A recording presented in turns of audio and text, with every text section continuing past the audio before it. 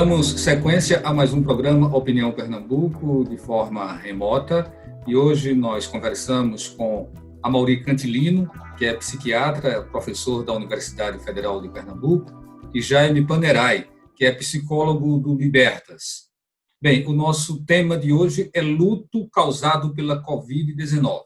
E aí nós vamos ter 2 blocos de programa falando exatamente sobre esse assunto. Então, eu acho que seria interessante a gente iniciar entendendo melhor qual é esse conceito de luto, né? Então, aí a gente acha que seria importante a fala de qualquer um, mas aqui pela distribuição no quadro, o Amaury Cantilino está na frente, então vamos começar com o Amaury. Muito bem. É um prazer participar mais uma vez aqui desse programa, que eu considero super útil para a sociedade pernambucana. Olha só, o luto, na verdade, é uma reação psicológica normal diante de uma situação de perda de algo significativo, né? Sobretudo, a gente tem usado o termo luto para dizer de uma reação secundária à perda de alguém significativo. Então, quando a gente gosta muito de uma pessoa, quando a gente se sente vinculado a ela, se essa pessoa, por alguma razão, ela falece, a gente vai ter uma reação, que é uma reação que vai envolver uma tristeza, vai envolver saudade, vai envolver uma certa angústia, aquele pesar pela falta daquela pessoa, tá? E aí é natural, diante de uma situação dessa, que o indivíduo ele fique pensando muito naquela pessoa, que ele fique de alguma maneira até uma reação que a gente chama, né? Uma reação de um abatimento psíquico, tá? E aí normalmente o que acaba acontecendo é que essa reação psicológica ela pode durar alguns dias ou algumas semanas, tá certo? Eventualmente pode acontecer disso se prolongar para além de várias semanas, levando a uma repercussão comportamental, levando a uma repercussão funcional importante, que é o que a gente chama de luto complicado, né? Porque normalmente uma situação de luto, ela ganha o seu pico em termos de sofrimento afetivo ao longo da primeira, segunda semana depois de ocorrido o evento. Depois disso, a tendência é que isso vá se abrandando, de maneira que ao final de 4, 6 semanas, lógico, depende de pessoa para pessoa, né? Mas ao longo de algumas mais semanas, há uma diminuição daquela reação e a pessoa vai continuar, obviamente, com a saudade, percebendo a falta daquele ente querido. No entanto, a recuperação funcional já existe, a pessoa consegue levar a vida dela normalmente, sentindo, obviamente, a saudade do ente querido.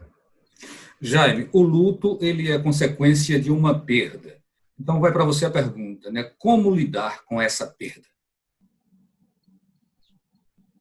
Essa nossa cultura, Valdir, ela não prepara as pessoas para a morte, não nos prepara para a morte, não prepara as crianças para a morte. Então, muitas vezes fica desesperador para a pessoa viver essa situação, porque ela não foi preparada, ela não teve uma preparação, uma educação, um cuidado nessa direção. Então, por exemplo, uma pessoa terminal, se deseja falar dos seus medos ou das suas angústias, muitas vezes as pessoas ao redor dizem, não fale não, você vai ficar bom, você vai... Então, muitas vezes as pessoas não permitem que sejam expressos os sentimentos das pessoas que podem vir a morrer, né? Então, nós temos no dia a dia, no cotidiano, os exemplos de pequenas mortes, pequenas perdas. Ao longo de toda a nossa história de vida, a gente vai vivenciando pequenas mortes. Mas quando a cultura não prepara, algumas pessoas mais despreparadas podem ter dificuldade de enfrentar essas pequenas perdas cotidianas.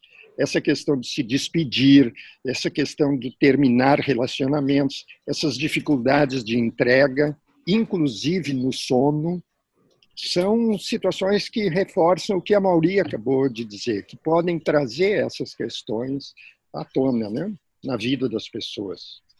Cantilino, cada pessoa ela vai ter um tipo de dor diferente, vai ter um tipo de compreensão diferente, como a morte e como o luto se manifestam de indivíduo para indivíduo. É muito importante essa pergunta, porque, de fato, o que acaba acontecendo é que depois que há uma morte, ou até na iminência da morte, a pessoa pode ter algumas reações psíquicas. Teve uma pessoa chamada Kübler-Ross que descreveu algumas reações relacionadas ao luto. Uma primeira reação que ela descreveu foi a da negação, né? Aquela situação onde a pessoa, diante daquele fato, ela nega, ela acha que não, aquilo ali não é comigo, né? Eu me lembro de um livro de Tolstói, cujo personagem, ele dizia o seguinte: poxa vida, eu estudei na lógica que, assim, Caio é um homem, os homens são mortais. Então, Caio é mortal. Mas é como se isso não se aplicasse a mim, né? Se aplicasse a Caio, a um homem qualquer, mas não a mim. Então, muitas vezes a gente é pego de surpresa numa situação dessa, e diante dessa pandemia, muita gente entrou nessa coisa chamada negação. De não, isso não é uma coisa tão grave, isso não é uma coisa tão significativa, até que começaram a chegar aqueles casos mais perto. E uma outra situação que ocorre também, que é o que a gente chama de raiva, de indignação, não é? Então, diante da morte de alguém querido, muitas vezes a pessoa vai manifestar atitudes agressivas, atitudes de revolta, então ela se aborrece com o sistema, ela se aborrece com os médicos, porque, será que não foi feito o tratamento adequado? Ela se aborrece com um familiar que não levou logo a pessoa para o atendimento. E aí, essa raiva ela pode durar mais ou menos tempo, a depender da pessoa. Também algumas pessoas, e aí, às vezes, numa mesma pessoa, você vai ter também aquela coisa da barganha, né? Então, eu não acredito que isso está acontecendo, não acredito que meu pai está na UTI, não acredito que meu pai vai morrer. Depois, ou algumas pessoas vão ter o que a gente chama de depressão. Não depressão, aquela depressão clínica, né, do transtorno depressivo que a gente conhece na psiquiatria. É uma depressão no sentido de um certo abatimento. É aquela sensação de impotência diante daquele fato que não se pode modificar, tá certo? E aí essa sensação de impotência leva muita gente a ter um sofrimento, uma dor psíquica diante daquela realidade que acaba sendo muito significativa. Até que o indivíduo pode chegar ao que a gente chama de aceitação. Esse é o momento onde a pessoa tem um repouso, uma serenidade, né?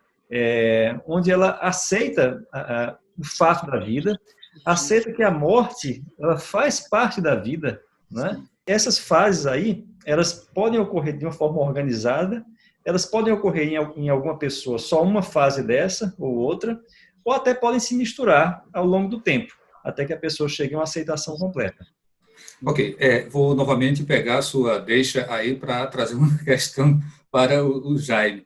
Jaime, Cantilino fala aí em inconformação, né? As pessoas, elas não aceitam o sentido da morte porque elas não têm, muitas vezes, uma compreensão exata do que seja a morte. Essa revolta, às vezes, ela não é só com os médicos, não é só com familiares que podem ter atendido bem ou não, dado o respaldo naquele momento ou não para a situação da doença, mas existe também essa revolta contra as divindades, contra o seu Deus, e aí entra uma questão de espiritualidade também. Então, como se conformar? Quais são os elementos que podem servir nesse momento para que as pessoas elas saiam mais rápido desse luto? Pela expressão dos seus incômodos, tudo isso que o Cantilino trouxe, o Amaury trouxe, esses aspectos todos estão exacerbados nesse momento exatamente pela pandemia. A pandemia faz com que todos esses aspectos eles sejam muito mais ampliados. É normal, é natural. E a expressão desses sentimentos, dessas emoções, ela muitas vezes pode promover a transformação daquilo que estava sendo vivido, ou que está sendo vivido. Então, expressar é muito importante. Para, então, Valdir, poder haver a aceitação. E com a aceitação, a pessoa poder pacificar, ela se pacificar com relação àquela perda. Este é um momento que nós todos estamos vivendo, que está sendo muito duro. As pessoas vão para o hospital muitas vezes não sabem se voltam. Então é atípico esse momento. Ele não é um momento comum. Então, muitas vezes, ele pode estar sendo, sim, extremamente doloroso para muitas pessoas e famílias. Tem um aspecto que envolve essa questão do luto nesse momento por conta da pandemia, que é exatamente o fato de que as pessoas elas falecem e são sepultadas sem o acompanhamento de todos os familiares, sem o acompanhamento dos amigos, né? É uma morte meio que desamparada sentimentalmente, ou seja, você tem que chorar sozinho, né? Ou chorar à distância, né? E isso é muito dolorido na nossa cultura. Já que estamos com você, Jaime, você poderia puxar esse assunto, depois a gente volta para Cantilino? Veja, Valdir, toda a humanidade está desamparada nesse momento. Todas as pessoas, as famílias, estão todos desamparados, porque há uma insegurança, há uma falta de visualização do fim, enfim, está todo mundo inseguro, isso é normal, isso é natural. E daí a importância dos rituais, os ritos, e aí você falou na espiritualidade, inclusive de acordo com o rito de cada pessoa, poder haver os cultos virtuais, as missas virtuais, as homenagens virtuais, as músicas virtuais, as fotografias, os álbuns de fotografia que auxiliem esse processo de despedida. Então, as pessoas poderem recorrer aos aspectos da sua vida, da sua família. E o ritual poder ser um ritual de passagem, ele poder permitir a passagem, poder permitir integrar a perda, integrar a morte, integrar aquela pessoa que se foi. Esse é um dos motivos do porquê do velório. Quando se vela uma pessoa, ali está havendo um tempo de elaboração daquela perda, ali está havendo um momento de separação, um momento de... Aí a importância. Porque quando você traz esse exemplo, hoje muitas vezes não está havendo tempo, não está podendo acontecer. Ok, Cantilino, vamos voltando para você, né, para falar também sobre essa questão do velório desamparado. E as pessoas às vezes não entendem por que ele está sendo dessa forma. Então, soma-se a essa sua dor, a dor da perda do ente querido, soma-se também a dor pela falta de clareza, de informação. É o Estado que não corresponde em termos de informações. O que é que está acontecendo?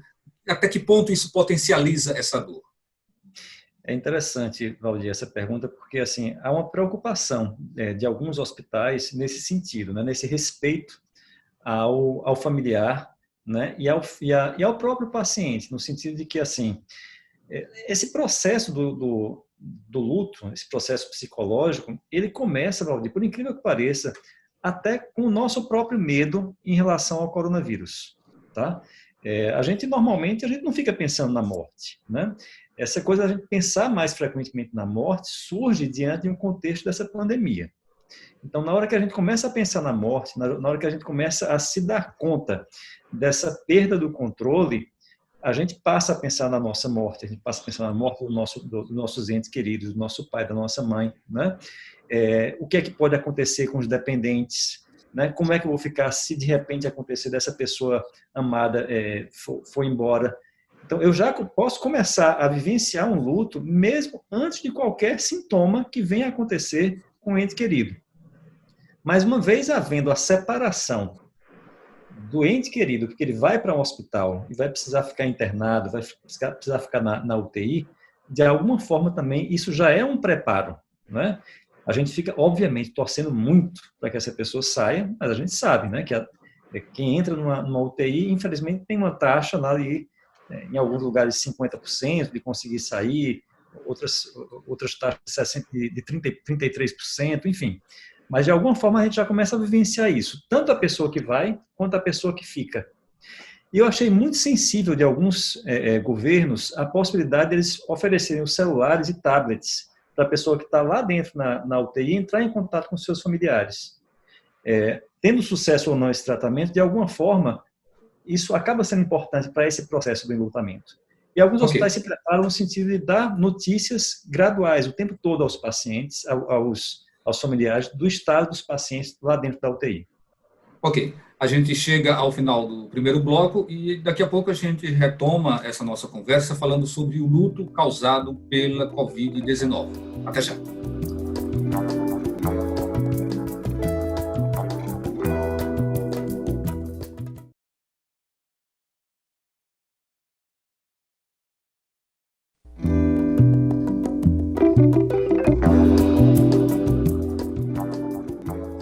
Estamos retornando com o programa Opinião Pernambuco, falando sobre luto causado pela Covid-19. Nossos convidados são Amaury Cantilino, que é psiquiatra, professor da Universidade Federal de Pernambuco, e Jaime Panerai, que é psicólogo do Libertas. Bem, a gente já levantou algumas questões muito interessantes no bloco anterior e agora eu gostaria que a gente trouxesse um pouco uma fala sobre as lembranças. As pessoas partem e aí elas deixam suas lembranças na memória, em objetos, enfim. Até que ponto essas lembranças são importantes para serem guardadas, o que elas representam, né, para cada uma pessoa que tem essa perda. Amaury. Olha, as lembranças eu acho que no final das contas são fundamentais, né? É uma parte da pessoa que fica. A gente sempre tem essa expectativa de que pelo menos parte de nós acabe sendo imortal, né? E essa imortalidade que nós temos, né? Ou esse esticamento da nossa vida, é exatamente as lembranças que a gente deixa na cabeça das pessoas, né? A gente sempre fica procurando em algumas situações viver momentos que possam ser inesquecíveis, que possam ser memoráveis, né? Para que as pessoas depois lembrem da gente quando a gente foi embora. Sem contar com o que a gente chama de ensinamentos, né? A gente permanece nos outros, mesmo depois da morte, com o que a gente ensina, né? Com as nossas atitudes, com um legado cultural que nós deixamos, né? Para as nossas famílias, para os nossos filhos, para os nossos amigos, para os nossos alunos, né? Para os nossos pacientes. Então, no final das contas, assim, essas lembranças são, acho até que fundamentais. É uma forma da gente, a gente que está vivo, se manter imortalizado, pelo menos durante algum tempo, e a forma de quem está enlutado manter a vida do falecido.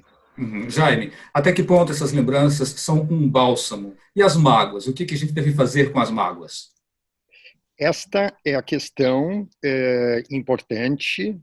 Talvez até Valdir e Amaury, a importância de trazermos nosso olhar para podermos desenvolver relações que possam ser boas com todas as pessoas, para poder não precisar deixar que a morte traga situações não concluídas, não fechadas, ou que tenham ficado em conflito. E esse conflito, muitas vezes, pode se manifestar em nível de culpa ou de angústia ou de incômodos internos, um peso interno por não ter limpado o céu daquela relação. A importância daquele céu, como se as relações pudessem ter um céu. Esse céu pudesse ser azul, azulzinho, e aí a importância do que nós estamos conversando possa nos estimular a realmente ter essas relações bem resolvidas. O perdão é uma forma de cura, Jaime? Sim, o perdão é uma forma de cura e é importante nós podermos acessar esse perdão desta forma de poder raspar o tacho, poder lá dentro, poder lá nas vísceras da situação ou da relação, poder haver essa limpeza. Então, é um perdão completo, é um perdão inteiro, onde a entrega àquele perdão seja absoluta, limpando quaisquer questões que possam ter ficado lá atrás. Amaury Cantilino, ainda voltando para o que vem ocorrendo por conta da Covid-19. Algumas pessoas, por conta da perda, uma perda abrupta, inesperada, né, porque é diferente de outros tipos de doenças que acometem as pessoas e que acompanham essas pessoas durante muito tempo. A Covid-19 é muito rápida, então ela tira a pessoa do convívio numa velocidade absurda. E aí pessoas estão perdendo sono, estão com dificuldade para se alimentar, esgotamento físico, emocional. Gostaria que você falasse um pouco sobre isso, né? Até que ponto isso de fato ocorre e quais as formas ou quais os caminhos que as pessoas podem buscar para não sofrerem tanto com essas consequências. Então, doutor Amaury. Eu acho que assim as mortes por Covid são mortes bem particulares, né? Porque realmente, como você falou, pega a pessoa muito de surpresa, não há um tempo de preparação para isso, né? É claro que de alguma forma branda, como nós estamos pensando mais na morte, a gente tem até um pouco mais de condição de se preparar para isso, né? Quanto mais a gente pensa sobre a morte, a gente se prepara para isso. Claro que não é até razoável você ficar pensando o tempo todo sobre isso. Eu até costumo falar muito para as pessoas o seguinte: ao invés de ficar, vamos tentar fazer um esforço para, ao invés de ficar o tempo todo preocupada com a possibilidade, e se a minha mãe morrer? Pensar o seguinte: o que é que eu posso fazer hoje para tornar a relação com a mãe algo significativo, algo que seja memorável, né? Algo que vai ficar na minha lembrança depois, né? E ao invés de ficar pensando assim, e se eu morrer, como é que vão ficar meus filhos? Então, vamos aproveitar que a gente tem esse momento agora e passar os ensinamentos que a gente quer para os nossos filhos, conviver com eles de uma maneira que torne esse vínculo algo significativo. Eu sempre acredito muito que a morte ela vai deixar uma marca, né, na vida das pessoas. Uma morte como essa do coronavírus deixa marca e uma dor muito particular. No entanto, a marca maior que fica é a da vida, né? A marca maior que fica são dos momentos que foram vividos. E aí eu acho que já me ressaltou também isso. Cuidemos desses momentos enquanto estamos vivos, né? Lógico, claro, a pessoa perceba que a coisa está saindo muito do controle, a pessoa está experimentando sintomas muito significativos, vale a pena procurar uma ajuda de um profissional de saúde mental, um psiquiatra, um psicólogo, que estão oferecendo atendimentos hoje online, caso a pessoa não possa ir por uma questão de distanciamento social. Mas, Jaime, eu queria ainda trazer uma outra questão, que é o fato de que a mídia ela tem divulgado muito os casos de mortes que têm acontecido no mundo todo. E a gente chega a ver cenas assim que são de arrepiar, né? Muitas covas abertas, às vezes caminhões transportando caixões, e as pessoas elas estão entrando numa neura, né? num pânico muito grande. Então, assim, é bom que as pessoas aprendam a lidar com essas informações. É importante dosar, é importante você dizer, não, hoje eu vou assistir, amanhã não vou assistir, o que está acontecendo, como acessar essas informações, como se manter informado sem se deixar matar por essas informações. Primeiro, a informação dá um chão. Nós estarmos informados é muito importante. Porém, é necessário que cada pessoa possa cuidar para não consumir muita informação, para não ficar fatigado de informação. Hoje existe uma síndrome que é a fadiga de informação, que pode inundar a pessoa. A pessoa fica inundada e aí fica, é demais. E essa inundação, muitas vezes, pode inquietá-la, afetando o sono, o apetite, a vida natural e normal da pessoa. Então, o excesso de informações pode causar ansiedade. E a falta de informações pode causar angústia. Então, o que a Amaury trouxe agora também é minha recomendação, Valdir, de nós podermos ficar no aqui e agora, não irmos para o futuro, nem para o passado, porque esse aqui agora, e o aqui agora está nessa respiração. Respira profundamente, e aqui nós estamos no aqui e agora. Então a gente sai do futuro e sai do passado.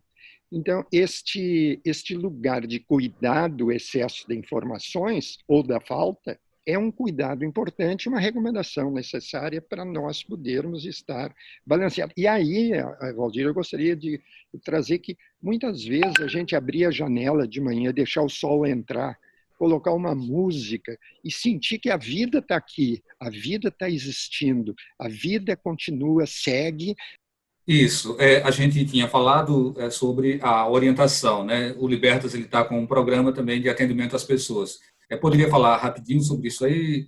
Sim, é um serviço em que vários psicólogos, psicólogas se colocaram disponíveis e nós criamos um serviço de escuta, que é uma escuta que não envolve valores financeiros e que existem 4 telefones, eu vou dizê-los com calma, mas um das 9 às 11 é o 9972-12021, um das 11 da manhã até às 13 horas, 991737037, um das 14 às 16, porque cada pessoa tem os horários mais adequados para ligar, Valdir. Das 14 às 16 é o 999-620289 e o último das 16 às 18 horas recebe no 981793705. Liga para esse número e é encaminhado para a pessoa que vai ouvi-la. Amaury Cantilino, mais aí 30 segundos para você fazer suas considerações finais. Tá. Em algumas situações também tem serviços de psiquiatria que estão funcionando online, né? Alguns CAPs estão funcionando online. Na UFPE existe um serviço chamado NUTS, que também está oferecendo consultas de psiquiatria e até sessões de psicoterapia também online. Então, acho que quem se sentir, quem não conseguir com seus próprios recursos lidar com essas situações, porque, claro, a gente tem que olhar primeiro para dentro, saber o que a gente pode fazer diante da situação. Se a gente não consegue sozinho, vamos buscar ajuda com psiquiatras e psicólogos que estão à disposição. Ok, muito obrigado pela sua participação, obrigado, Jaime, obrigado a você que nos acompanhou. Lembrando que o programa Opinião Pernambuco, não apenas este aqui que a gente está fazendo hoje, né, mas todos os programas Opinião Pernambuco, eles são exibidos também nas rádios Universitária FM e Rádio Paulo Freire, às 17h30. Então, a todos o nosso muito obrigado e até o próximo programa.